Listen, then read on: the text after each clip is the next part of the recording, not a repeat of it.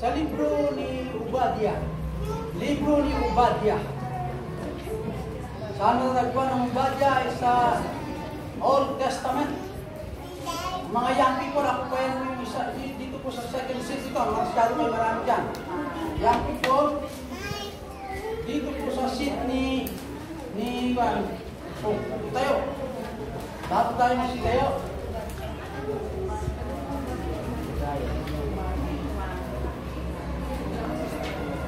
Sa Obadiah, chapter, verse 1 to 4. Sa Obadiah, verse 1 to 4. Walang chapter. 1 to 4. Basahin natin sabay-sabay po ng Obadiah, verse 1 to 4. Ang Obadiah po ay matatagpuan bago ang Jonah. After Amos. Amos Madamos.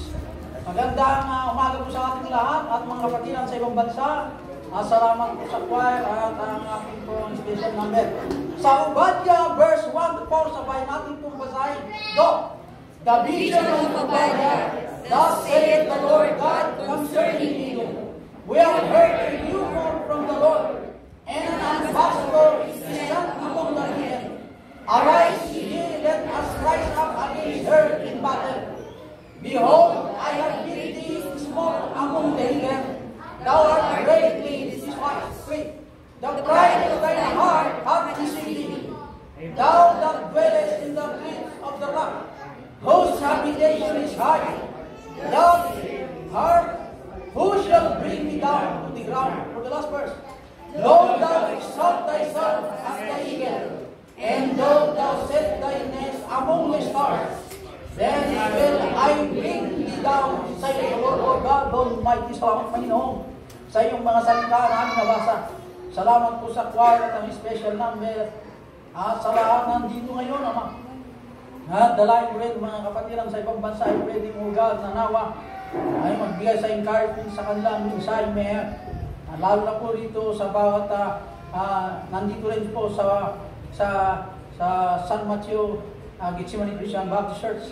At ganoon din po, Panginoon, sa mayroon kang bisita, nawa na intindihan niya po ang simpleng paraan ng kaligtasan na nasa kay Kristo lamang po paraan makarating ng langit after this life. Dalayan ko rin, Panginoon, na encourage mo kami sa magitan ng pagdagdag mo ay panampalataya at ganoon din po ang iyong presensya ay kumilos. Patawad, Ama, sa iyong mga nagawang kasalanan. In Jesus Christ I pray. Amen. Lahat po magsiupo.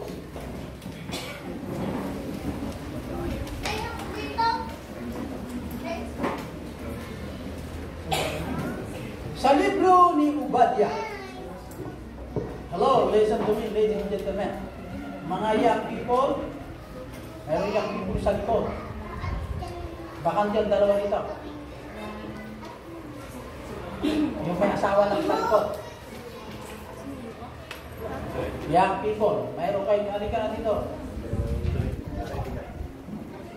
Oh.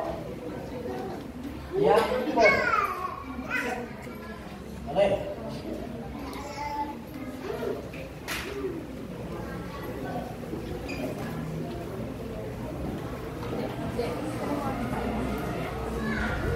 Paghahapon ay ang sentro ng libro Obadiah.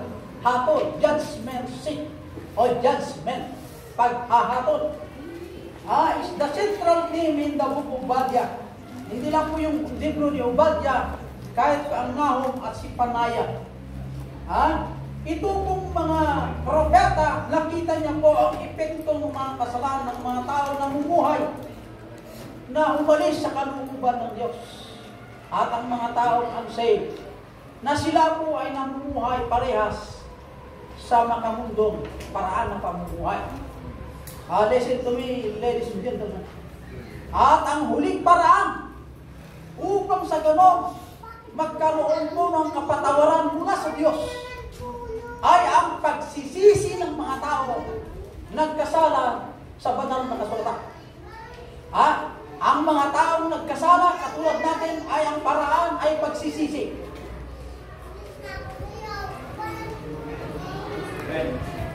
Amen? At repenting of our sin, we can know the peace of God on earth as well as in heaven. iyong pamumuhay, mayroon po tayo sa lupa, ay para tayo nagdideposito ng financial institution to pay bills.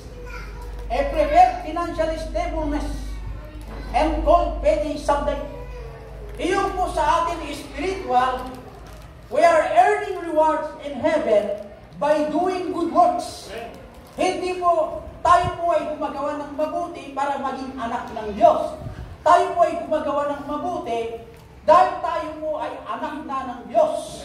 At ang pangalawa, kung bakit ay gumagawa ng mabuti, para mapuri naman ang Diyos yung ibinigay ng Diyos na buhay natin. At ang pangatlo, kung bakit tayo gumagawa ng mabuti, dahil ang ating buhay na ito na pag-aari ng Diyos ay makapag-ipon naman tayo ng riches in heaven na ito po ay ating pong kinaharap na i-harvest. Iyon pong tinutukoy po na heavenly reward pagkatapos sa buhay na ito. There is a marriage mangyayari sa langit, the marriage of the Lamb. Okay? Yan po ang ating kinahaharap mga kapatid. Ay si Propeta Obadya ay namumuhay sa southern kingdom of Judah. Na-divide ang kingdom noong nagkasala po si Solomon. Na-divide ang kingdom. Noon, iisa ang kingdom, kaharian. Israel ang kapital po, ang bansang Judah. Pero dahil po sa na-divide, nagkaroon po ang Judah at ang Israel. Iba ang pamunong Judah, iba rin po ang pamunong sa bansang Israel. Ganun po. Kaya, ang tema the title of this message, A Proud Nation, Exalt as the Eagle. Proud. Dahil dyan, nakakarit. Kaya natataksit ka ng tao, tumaytayag na kasmay sa kaagila, si tangatang. Nga, handa, ngayon kan kano, hindi at dati baba, nga dati pulong kanya.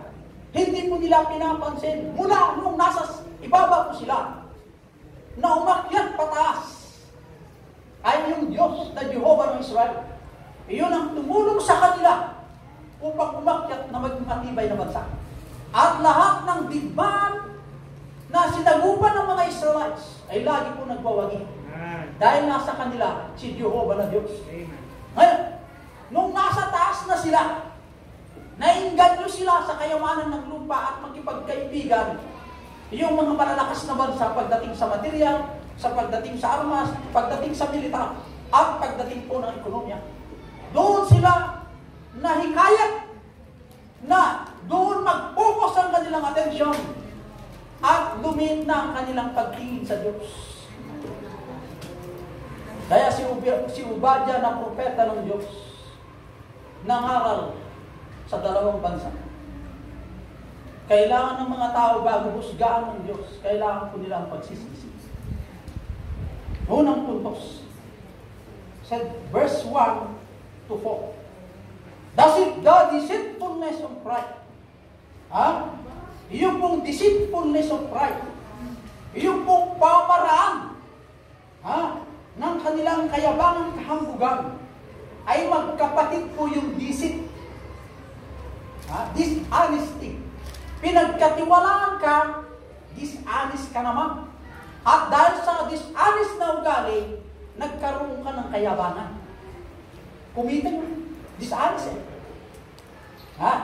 Kumita ka sa dishonest. Bagay, ang sabi ng Bible, kung magbigay ka ng tax, maging dishonest ka. Kumita ka. Amen. At magkaroon sa iyo ang humble ay ng boastfulness, kayabangan. Dahil po sa kayabangan na ibinunga po ng dishonest, ay nagkaroon ng pagbagsak. Yung pasimuno ng pride.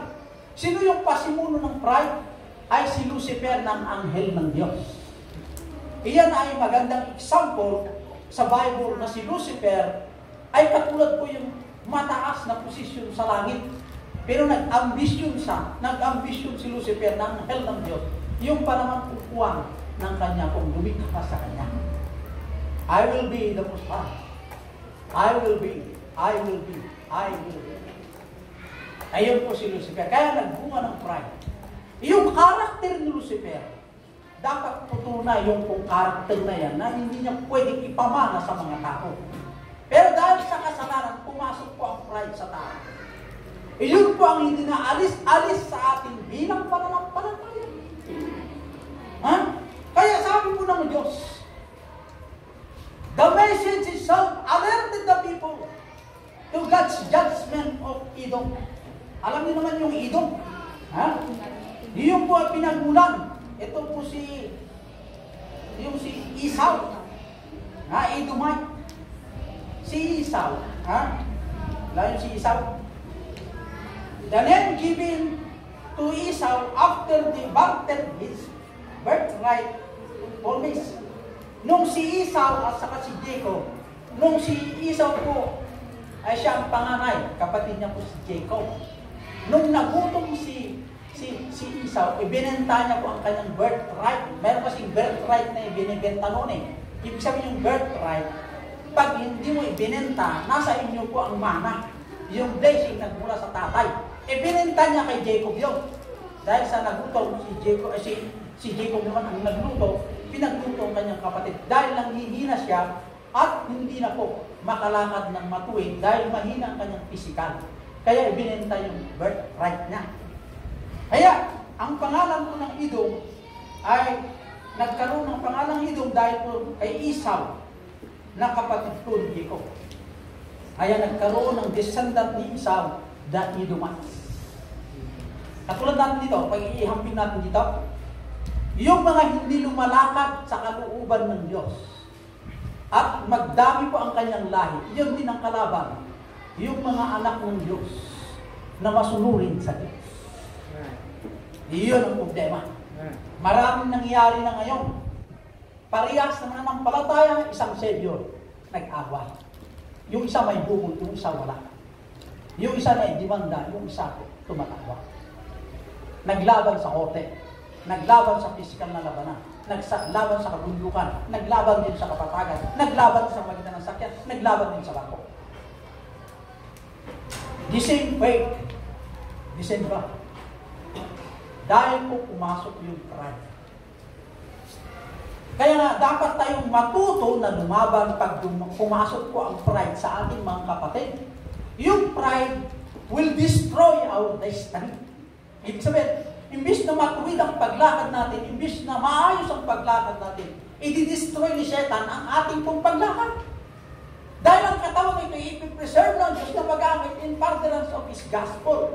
Magagamit ang katawan ito para paglingkuran ang buhay ng Diyos na yun po nga ang lumikhang lahat. Iyon ang gusto ng Diyos sa atin, yung buhay na kanyang pinahiram. Kung bakit tayo tinubos, there is always a God. Kung bakit ang Diyos ay po'y buhay lang na kayo. Tapos natutsok sa magitan ng pride. Magyabang ng katawan ito. I-destroy ng katawan ito ng Panginoon. Bakit? Dahil po sa pride na ugali natin na minana kay Lucifer.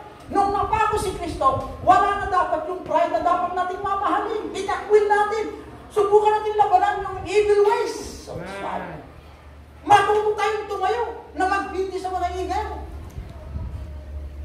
Imbitahan kami ng anak. Libre. Kumagas si Edred. Lasing. Sinuntok yung nasa lupa. Nadidbo. Kulong. Mayroon ba? Pag-iinom mo maganda. Ang kinabukasan wala. Ang pag-inom, kahit kundi, sabi naman yung iba, maganda. Ang pag-inom ng konti, pakunti-kunti, dadami rin yan eh. Ma-addict ka kasi yung inumin na alak, ay may halo yung pampaaddict. At marami ina-advise ng doktor na, minom ka ng konting alak. Yung Bible na sinasabi, inom ka ng alak ng konti para magamot yung sakit.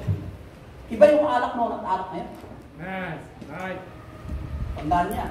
Baka yung sinasabi na alak doon, parehas dito ngayon na alak. Mali. Iba yung alak noon binanggit ng Bible, at ang alak ngayon. Yung alak ngayon nakakalasing. Yung alak noon hindi nakakalasing. Sige. Imbis na minom ka ng alak, napagaling mo siya. Hindi. Nung minom ka ng alak ngayon, yung pagtingin mo sa kapwa-tao, dalawa na. Ay, dalawang mukha ang waray. Yung hindi marunong mag-English, mag-English na. Yung mahihayin manligaw, manligaw na. Ayun, dinudulot yung alak ngayon. Yung mga mister naman, pag mahihayin sa misis nila, na dahil sa alak, pag yung lasing, sabihin lahat yung mayroon sa puso. Pagdating na wala ng lasing, sorry po, hindi ko sinasadya yun eh. Pero sinabi na lang. Oh. Kaya magaling din yung politician eh. Pag hindi mo makuha ang botos, painumin mo yan. Pag may lasing na, sa akin ka ba o hindi? Kasi ikaw kasi ganito yan, kung bakit ayaw ko sa'yo. Sabihin sa'yo ngayon. Kasi pinainom mo na, lalabas yung puso niya. Ang magitan ng pagkalasing, sasabihin yung totoo. Meron din magaling ng butantes. Pag pinainom, hindi siya sabihin yung sekreto niya. Anong ginawa ng politisyan? Kukunin niya isang magandang dalaga. Lapitan mo nga si Juan. Painumin mo. Tatanungin mo sa ano, sino bang iboboto niya yun? Nalasing si Juan. Sino bang gusto mo iboboto? Ay, si Mario. Ayaw ko kay Juan. O, pata. Juan na kandidato niya.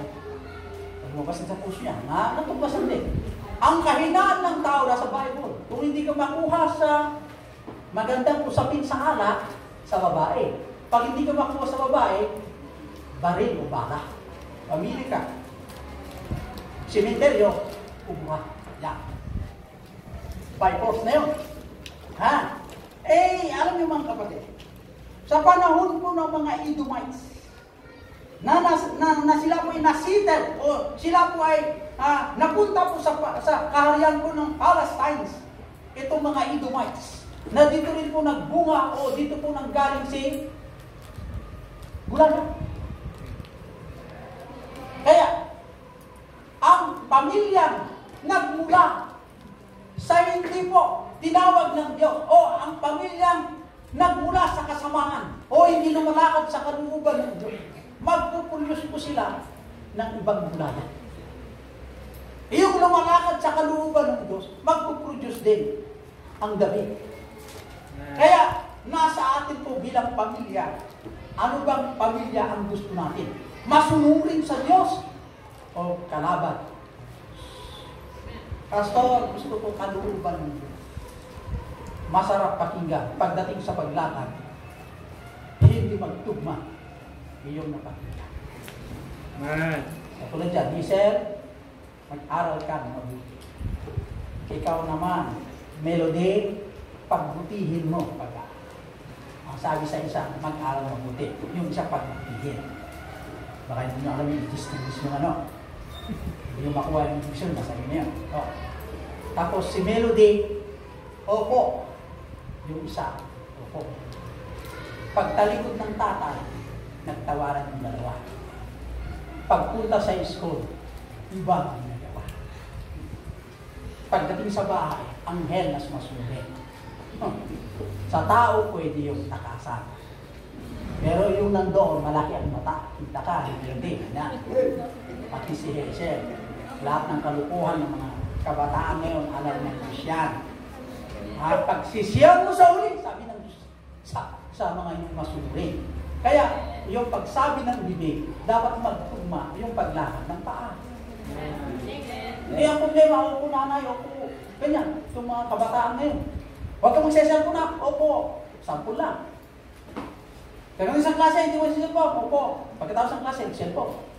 Huwag mo magsusubo kay nanay. Tapos sana sinabi sa batang 4 years old. Nasaan si ate ba? Nandun po sa school. Mama, may sinasabi si ate. Ano sinabi? Huwag daw sasabihin siya ay magsisel po. Tinuturuan kayong nagdadamay ka ang bata. A proud nation is so as the eagle.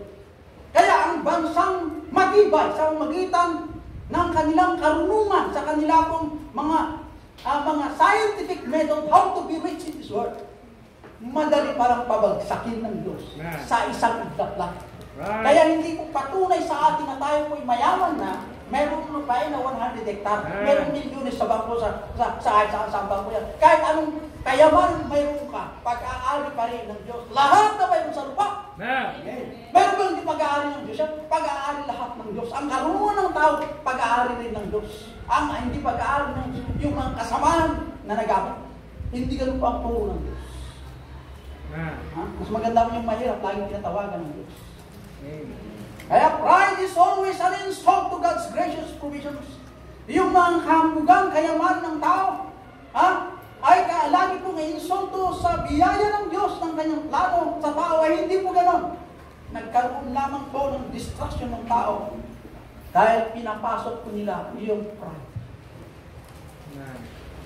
Marami akong nakilalang doktor. Good morning, Doc. Good morning. Respetado mo. Pero pagdala mo ang Bible, Doc, good morning. Titingnan ng Bible mo ngayon. Titingnan kahit ito po. Paglabas mo, wala kang tricycle kung bisikleta lang. Tapos sasabihin mo sa doktor, nagkasala ka doktor sa harapan ko ng Diyos. Ikaw may bubulit sa ako'y limpyan mo, pagin mo ako pakinggan. Pumunta yung isa, pumunta sabi, pagkaroon din,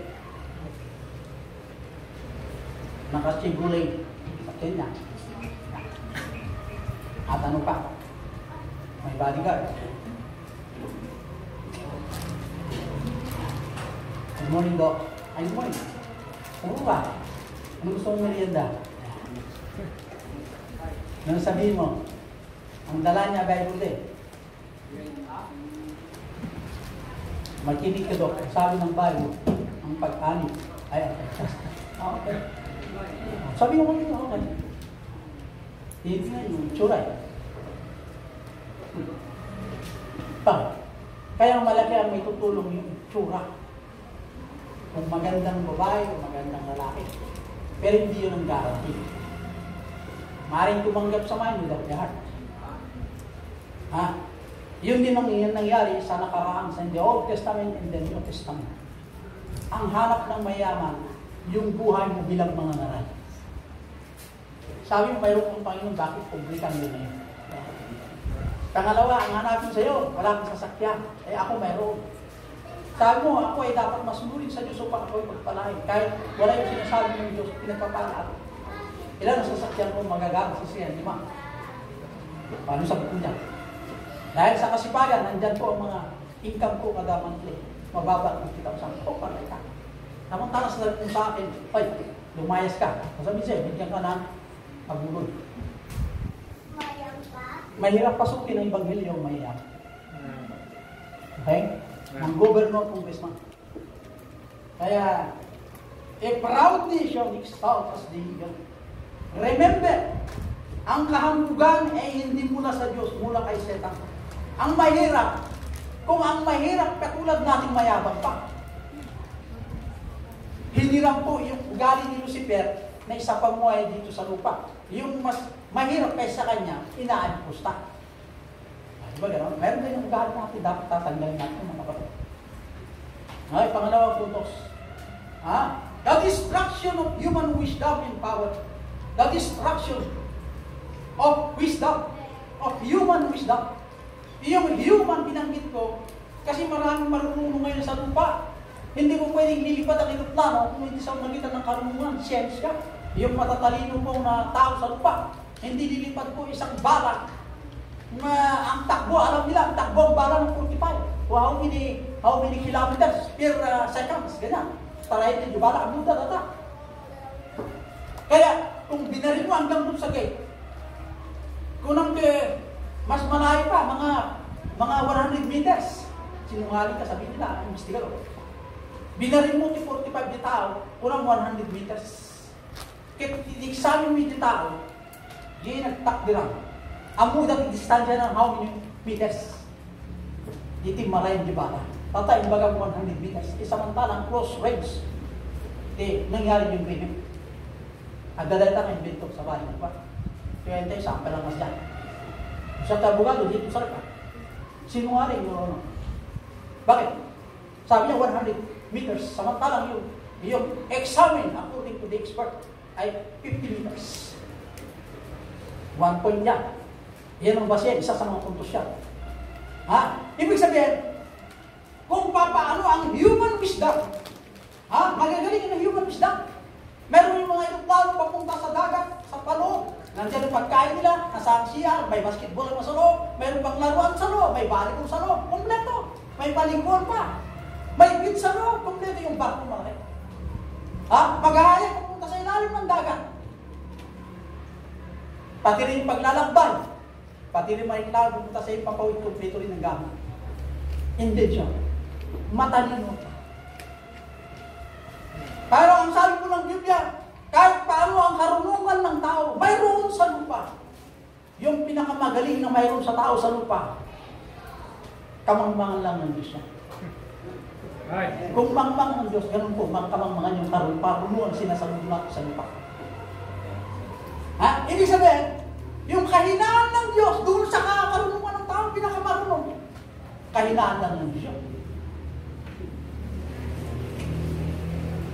Ibig sabihin, gusto patunayan ng Diyos.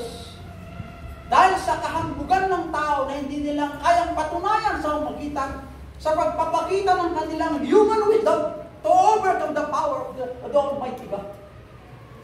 I will destroy the wisdom of this world. Destroy. Kaya ba ng Diyos? Kahit ilang pang mga dilipad na eroplano papuntang langit upang tirahin ang Diyos doon. Anghel lang Diyos kahit isa.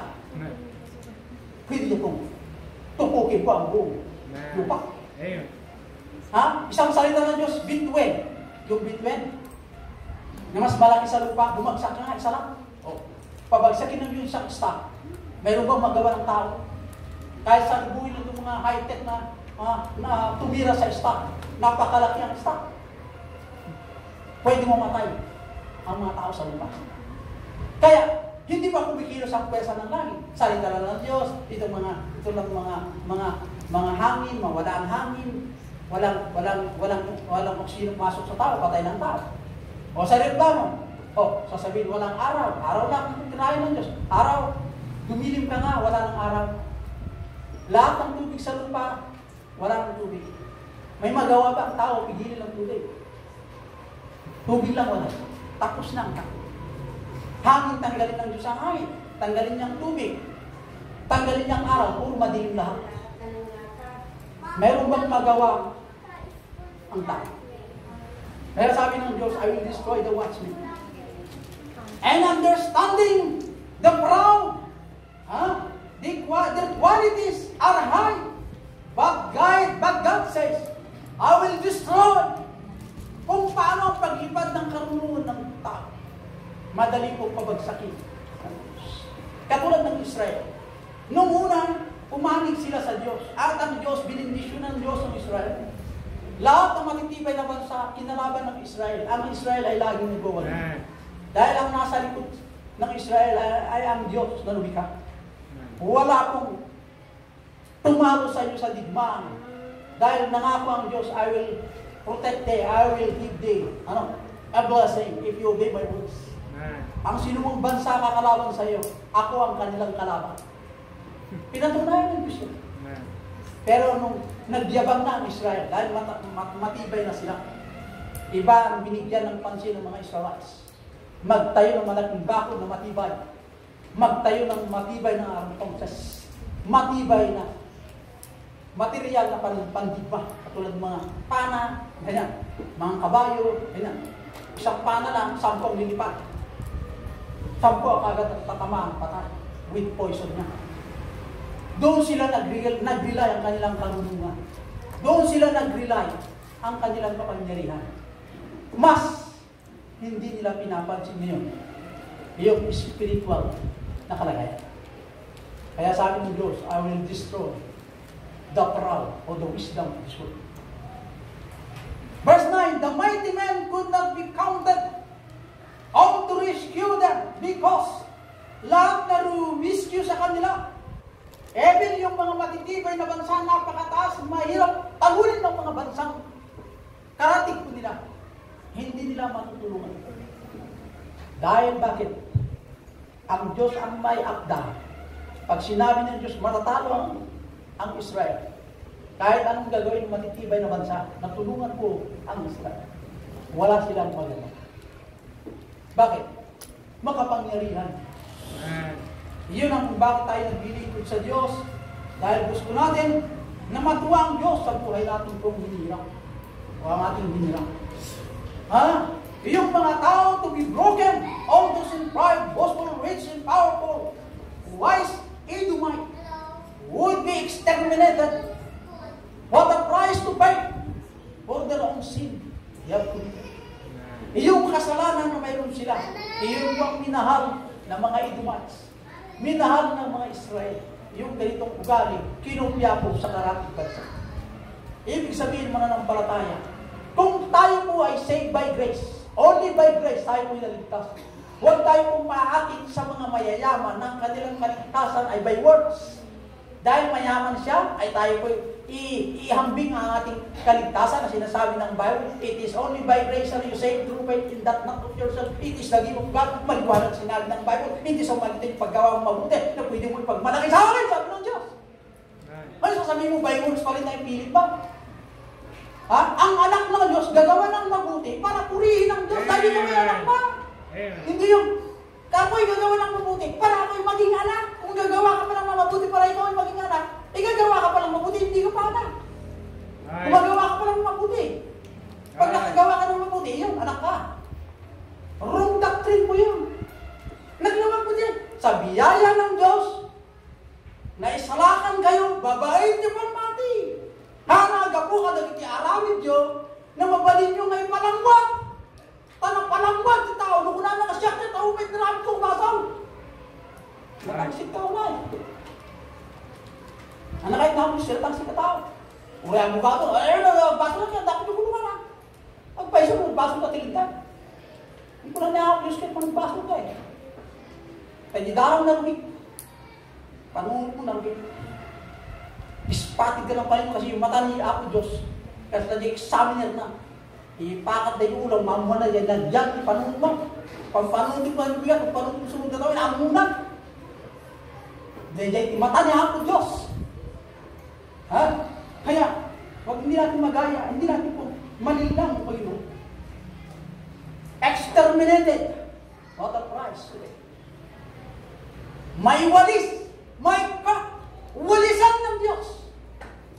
Yung mga natatanggsit, tinalang.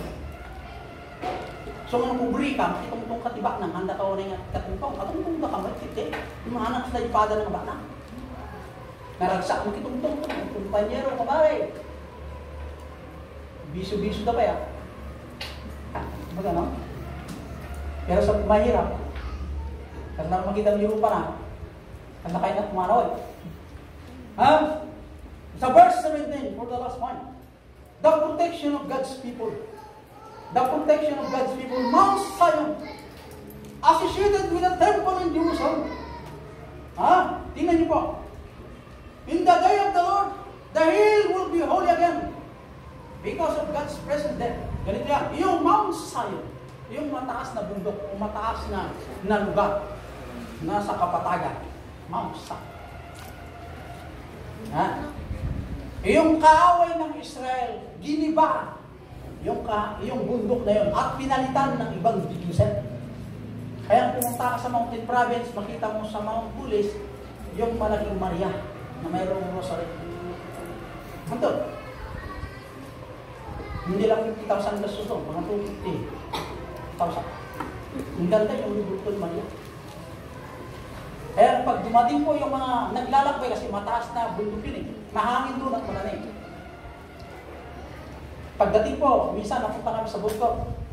Maraming nakaparada doon sa sakyan, mayroon din kainan doon. Tayo ako, mayroon na ngayon yan. Bumaba yung mga may sasakyan. Haplusin yung Maria.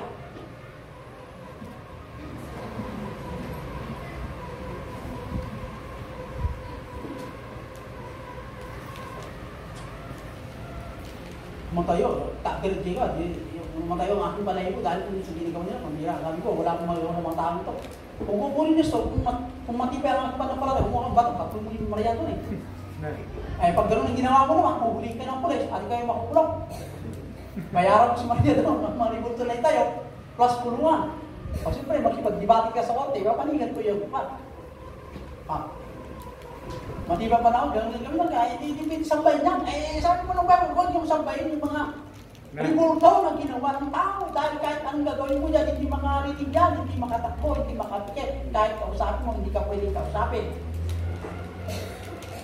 Mas maganda nga yung manok eh. Yung manok, pag binato mo, umiwas pa sa bato. Yung manok yun ha, gusto mong ulamin yung bato, yung kumarap, pabali mo nung erga, pa! Ano to?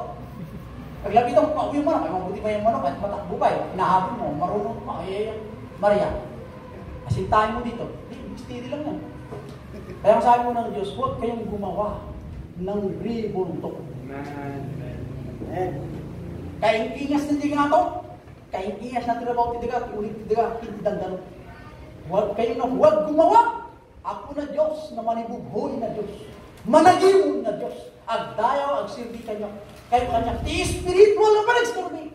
Saan na babae, physical na pa nagserbi. Tas siya ka Diyos, spiritual na Diyos. Nasaan sa Bible yun? Sa John. Nandun na. Magsirbi ko yung kanya, by spirit, not by the flesh.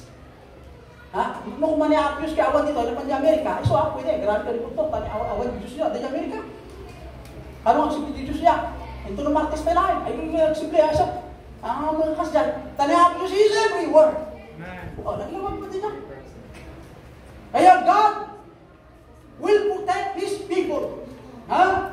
In the day of deliverance, God will protect His children of God. Protektahan mo yung mga anak ng Diyos. Hindi na pa yung tulutan na magabi pa ang away. Because nagsisi sila sa ilang kasalanan. Binigyan ng Diyos ang kanilang second times, pangatlong time o pang-apat na pagkakataon na subukin ulit makipagrelasyon sa Diyos. Hindi po yung forever na kalimutan mo na ang Diyos, asusundin mo yung Diyos ko na Diyos. Kabaliktaran naman sa atin, pero lang, pinakita kay sanda. Ikastakan ito eh. Pero, sandaan lang yun. Lalo nga, bigyan ka ng 1,000. Bildig mo ito, Bible mo, bildig mo na. Kailangan ng pera. Nakatusok, Diyos na. Ha? Mga kapatid, I challenge you. Hamulin ko kayo. Dahil pa sa trabaho, wala ka sa Sunday. Yan. Dahil pa sa kumita ng pera sa Sunday, wala ka sa Sunday. Dahil pa sa kaibigan, meron dumating na bisita mula sa London, Amerika, Israel, Germany. Kaya nandun sila sa bahay, kaya hindi ako nagsino pastor. I have to, what? Mamuli lang di kahalaga ng Bible, nagsama ka. Numabali na nakumapsin ako. I want to hear the message. Ito lang ang ating kinabubuhay. Salita ng Diyos. Bakit? Yung pastor lang, lahat ng tao sa lupa na anak ng Diyos. Dahil not only by bread, sabi ko ng Bible, napili sa pamuhay ng tao, hindi lang sa mga anak ng Diyos, pati yung mga anak ng Diyos. Lahat ng mga anak ng Diyos na ginagamit ng Diyos. Marami kasi anak ng Diyos eh. May taga-walis, marami, may taga-sundo. Pero may kanya-kanyang tungkulin sa church. Dahil isa naman ba yun natin? Para lumago ang gawain. Kung kasi, daw. Ha? Pero yung nangyari yun, meron kang bisita sa magitan ng cellphone. Sa Laguna, nakita ko na yan. Sa magitan ng telepono, nakipag-usap, nakipag-date, salvation is niya. Dinala sa Sunday, dala ni Sister Nena Agbalin. May siyang bisita. Paano mo nakilala yan? Sa magitan ng telepono, kapsa. Pastor, nakilala ko, nag-date kami, inimbita ko siya sa may faithful member. Sa magitan ng telepono ba? Di mas lalo sa cellphone ngayon. Di ba meron date cellphone? Pwede ba gawin ng mga cellphone? Nagagastos kayo sa cellphone. Sa soul, wala ba tayong compassion for the soul? Ano ba yung cellphone? Baka may palitan ng cellphone. Kung ang cellphone mo ay 500, magiging 1,000 yan. Pag ginamit mo sa soul. Okay, magiging 50,000 yan. Yung course yung cellphone. Pwede. Hindi nag-ahit mo sa soul. Posible, pastor. Walang posible doon kung gamitin mo para sa kanya. Pwede yun. Bakit hindi natin subukan? Sinubukan mo ang word, subukan mo makipag-coordinate sa Diyos. Gamitin mo yung property sa Diyos. Titignan mo ang pangako ng Diyos. Nangako ang Diyos. Ibibigay ko, nundan yung binigay mo sa Diyos. Lagi tayo nagkakautang. Hindi ang Diyos ang nagkakautang sa atin. Ang tayo lagi nagkakautang sa Diyos ng maraming beses. Tayo ang laging may atraso sa Diyos. Pakulangan sa larangan ng paglilingkod, sa pagbibigay, sa pagganap. Dahil kaakibat natin ang kasalanan. Kaya nga sabi ng Bible, tumatag kayo, umati pamati, lumaki kayo sa pananampalataya sa biyaya ng Diyos. Kaya mag-obey kayo yung sinasabi ng banal na kasulatan. Una sa atin, disobedient. Paano ka lalaki ng pananampalataya kung ikaw mismo disobedient siya? Amen? Amen. Young people, cellphone. Naalala ko yung ganyan. Naalala ko yung tuloy na karaan ng when I was in the seminary. Mayroon pa ng line. Pastor, pag-pray mo ako. Yes. Immediate. Kapatay, pray tayo. Cellphone.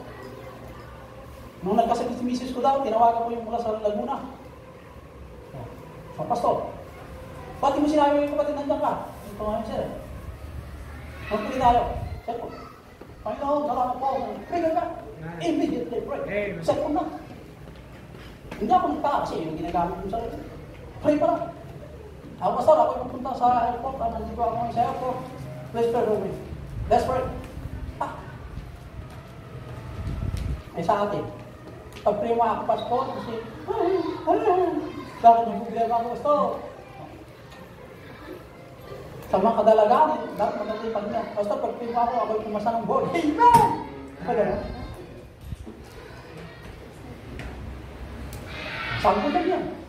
Pastor, gusto ko magkaroon ng boyfriend. Ilang taon ko na, 16 pa lang. Ay, pwede. Ay, hindi ko sabi ko, pastor. Kasi kung pagkita ko kasi, pastor, pag 16 years old, mag-boyfriend ako. Sabihin ko yung kapwa, 16 years old, sila gusto nila. Kaya yung ganyan edad, umayaw yan, umaalis. Ayaw kang magiging anpas. Kasi alam na, kontrabida kayo. Sige nga. Tawag ba yan, Melody? Kaya si Melody, mawala na dito eh. Ewan ko saan pupunta ang school eh. Pero panalain ko, nandun sa'yo. Panalain namin dito. Kahit sa tamang-tago, yung panalain mo, yung mataan mo yun, nasa inyo doon. Tapos magsisinungaling ka doon. Bumalik ka dito. Bumalik ka ng maganda, hindi yung bumalik ka na pangit na. Kaya yung pangit na bumalik. Bumalik na maganda. Ha? Kaya, alam ko na sana mayroon tayong pagkaunawa sa salita ng Diyos. Dahil mahalaga ang pride, ay dapat natin takwil. Huwag natin mamahalin ang pride. Kasi kung babagsak hanggang sa kahit anong mayroon ka, kung ikaw ay very pride sa harapan ng Diyos, hindi ginagalang ng Diyos yan. Ha? Kaya tayo dapat magmahalan dahil the protection of God's people, the protection of God ay sa mga kanyang mga anak na masunurin. Kung protektahan ng Diyos yan, hindi niya paubayaan malulugi, matatanggap, madi-destroy, kundi i-preserve ng Diyos yan, gagamitin niya ng Diyos yan. Right. Sa paglagaan ng salita ng Diyos. Eh sa atin kasi, dahil marami, pero yun, mayaman yun, matatag na yun, yun ang lalapitan mo kahit labag yung kaluban ng Diyos. Mali ka. Hindi yung pa naiintindihan ng Bible, kung sino ang Diyos na aking tagapagligtas, hindi yung pa nakilala kung sino yung Diyos na yun. Pero kung may takot ka sa Diyos, magkaisa tayong labanan ng mga ibon na labag sa Diyos. Ano yung ibon? Disobedient ka. Pag sinabi ni Mama, mag-aaral ka, Melody? Yes, Mami. Mag-aaral ka nito? Yes. Mag-aaral ako? Yes. Pag nakatalikot, hindi pwede yung gano'n. Hindi bisita natin. Galit sa mga young people, ganyan. Di ba? Bisita. Kapag nalita kayo, hindi niya mo patro. Kung galit ka rin talaga. Ganyan yung mga men. Galit talaga yung mga galit. Pag ganyan na mag-aaral nila, yes. Nakatalikot. Kaya, ka-boyfriend, nagtiwala ka. Tamami hindi. Tapos ka. Ingat-ingat kayo. Isa lang ang buhay. Ha? Iisang karangalan. Iisa ang ating pangarap. Sana pangarap ng Diyos na mayroon kayo. Sa ulan, pagkaisaan natin mga young people ng tulungan na lumakad sila sa katulungan ng Diyos. Never na never makipag-tulungan kayo ng unsaved. Pastor, wala kasi mga save na medyo maganda-ganda. Karami yung mga unsaved, magaganda. Eh maganda nga laki, pero sa mga unsaved, puro pang mga pangit. Pero mas maganda yung pangit pag malikit sa Diyos. Amen. Pero yung magaganda, kung iwanan ka rin. Bakit? Bakit? Sa ganda tumitingin yun, kaya mahal ka. Eh, paano kung hindi ka na maganda? Iwanan ka. Maganda. Eh, kung pagpangit na Kristiyano, pangit sa worldly, pero gwapo naman sa harapan ng Diyos. Amen, mga young people? Amen. May manuloko basta mga young people. Ay, mali ka rin. Dapat nag-pray muna. Bago kayo nag-girlfriend. Hindi nga mayroon din doon eh. Basta yung boyfriend ko young people eh, baptist din na, kaya manuloko naman. Eh, dapat nag-pray mo yun. Sasabihin mo sa kasal, basta yung boyfriend ko ganito eh. Bago ko sinagot eh, ganito ganyan. O di, pag-pray natin yung young people na yun. At ako sabi niyo yung people na yun, dapat nagpakatino. Pag oras hindi magpakatino yun, ang Diyos ang titira sa kanya, hindi ikaw. Huwag kang mag-surrender ka agad. Surrender mo lang yun, ha? Amen? Amen. Lahat po tayo magsitayo, tayo ng lahat, magdadalumay sa mga Pinoon sa iyong salita. Salamat po sa mga blessing na paalala sa amin ang kambugan ng buhay, walang kabuluhan. Dalayan ko, Diyos, na protektahan ko ang iyong mga anak na huwag mo silang pabayaan ng bawat isa.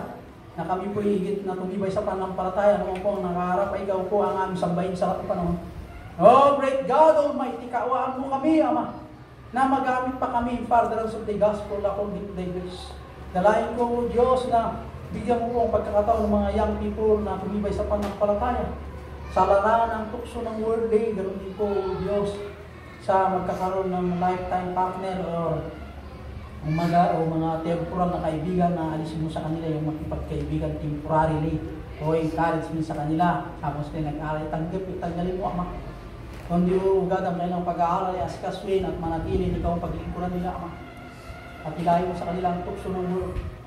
Ingatan mo po ang mga young people ng kabataan, itong mga men at mga ladies. At ganoon din po, Panginoon, na ma-preserve ang kanilang buhay na purity in their life. Na israt, purity, and spiritual. Ganoon din po, Panginoon, sa mga mothers o mga padre de pamilya na mga tiling faithful advice ng mga anak o Diyos na ikaw po ang itinuturo nila. At ganoon din po, hawakan mo ang bawat testimony ng bawat isa. Ganoon din po, Diyos, kay Brother Fred, ingatan mo rin ang kanyang pamilya. Ganoon din po, may bisita kami ang ako, sapay ko matanawatan natin panakaisalakan, by this line, isalakan nita, sapay ko natin inawat ng Kristo. At ang bawat nang hihina, sapay ko matatumigsala ako, di pamati. Kastamon di bless mo bawat pamilya, dawating araw, di Diyos, kastamon di kita kapsat, at sa bali nga daga. I-bless mo sila, bigyan mo sila encouragement to continue. Na huwag kalimutan o Diyos, na huwag mo namin kalimutan, huwag nilang kalimutan. Mayroong Diyos na tagalutas ng problema. Dalayan ko, Diyos, na panginggan mo ang bawat na yung bawat isa. Dalayan ko mga members na maging obedient sa lahat ng panahon. Dalayan ko, Ama, na tawagin mo yung mga men pagkamo sa upstairs ng mga women dito sa downstairs. Na anuman po ang kailang panalangin, Panginoon. Please, answer the prayers according to thy grace. Mayroon ako, Diyos, ang kailang panalangin. Hindi ko alam, Panginoon, anuman po ang kailang kong hinihingi sa inyo. Kami po yung magkaisa na manalangin naman. Na magpasalamat sa inyo sa lahat ng panahon. I pray with God na hamunin ko sila upang mag-alta at magkaisa kami sa panalangin. Sa aming bisita, if everyone to be prayed, Pastor, isali mo ako sa panalangin. Why not the rest of hand? Kahit kung makita limang bisita. Do you want that I will include you to our prayers? Kaya kung mga isali na natin panalangin, ingatan din mo. Thank you, God bless. Thank you. Okay, at yung mga kapatiran ng salikod, do you want na kayo po may nagod sa panalangin? I-ratio ang yung mga kamay. Sino ba may gusto na manalangin natin? Okay, thank you, God bless. Nung nasa likod yung sa upuan. Wala na.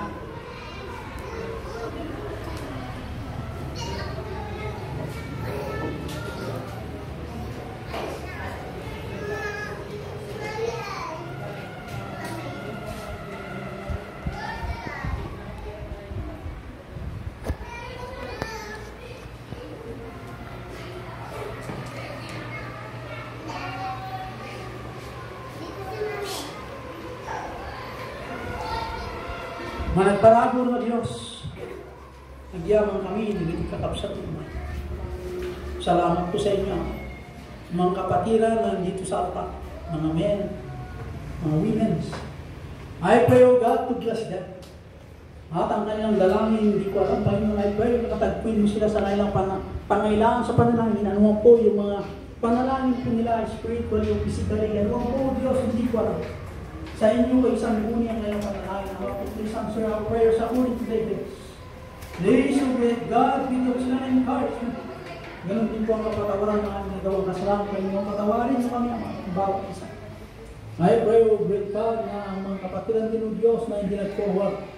Hindi ko alam ang kailang panalangin ng Diyos. But I pray, Father, ano po ang kailang dinadalangin sa inyo ito, ang sir prayers of so God. Kaya hindi ba ang bisita po namin, Ama? Nanawa mahamon sa mensahe na hindi lang po ang kanyang pagpakita ngayong araw. Kundi siya po ay mabalik ulit sa dating Sunday, ano po ang kalulong sa kanyang buhay, nawa siya ay magamit din upang yung further of the gospel na i-share din sa iba na hindi po nakakalam ng kaligtasan ay nasalalay lamang kay Kristo. Malayo rin na i-bless mo ang bisitang ito, Ama. Kanyang pag-alis, magkaroon ng galakan siya, ikaw hindi niya makita sa pagpunta ko rito sa anong pong panambahan. I pray hindi lang po siya, kundi ang mga kapatiran sa ibang bansa. Nawa o Diyos na ang kapatiran ng ibang bansa ay mahamon sila magpatuloy na ikaw po kanilang binipindihan sa laang panahon, noong po progress na kanilang nahaharap, ikaw pa rin ang pag-asa. O Panginoong Diyos na maunawain sa lahat ng panahon. I-resolve mo po ang bawat problema ng bawat isa. Na inayin na kaya ako ito pamahal. Upang ang aming pong mga kasalukuyan ng problema ay ma-resolve ako ng Diyos. Salamat sa paalala o mensahe na nagkalusan. In Jesus Christ of God. Amen. Lahat po magsibalik sa mga upuan. Awitin natin yung thank you, Lord. Thank you, Lord, for saving my soul. Thank you, Lord, for making me whole. Thank you, Lord, for giving to me thy great salvation.